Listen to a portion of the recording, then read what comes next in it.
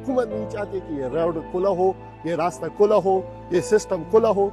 ये बस ये हमारा इनसे रिक्वेस्ट कर ले या क्या कर ले यार, बस हम पे रहम कर लो, ये रोड खोल लो, सिस्टम बहाल करो।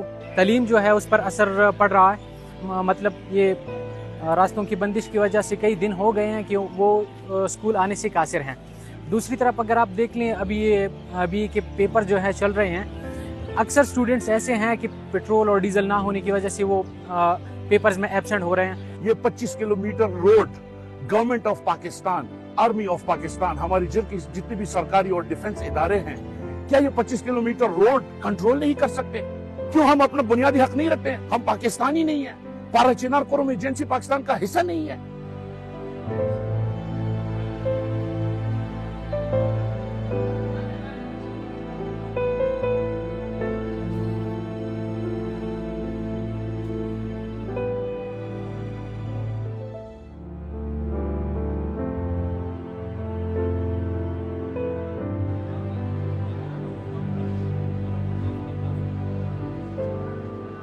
बच्चे भी इंतज़ार में हैं, माँ बाप सबको इंतज़ार में हैं।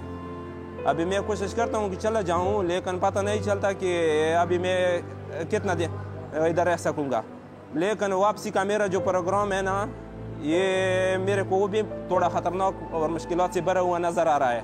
तो अगर मैं उधर परचनार चला जाऊँ, फिर पता नहीं चलता रास्ते बंद होंगे या नहीं बंद होंगे।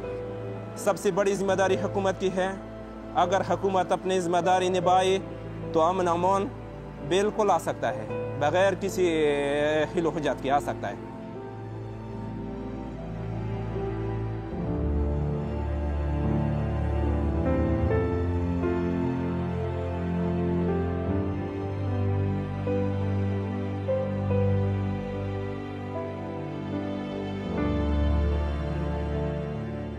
शुआई लिखी थी और हम लोगों के पास जो पैसे थे वो सारे के सारे खर्च हो गए हम लोगों के पास।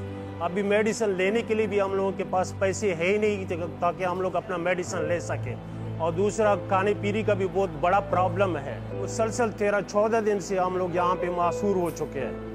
तो हम लोगों की मजबूरी ये है कि एक तो हम लोग जा नहीं सकते हैं, दूसरा हम लोगों का वहाँ पे भी बार बार घर से भी पुणे आ रहे हैं, वो लोग भी परेशान हैं और हम लोग भी परेशान हैं।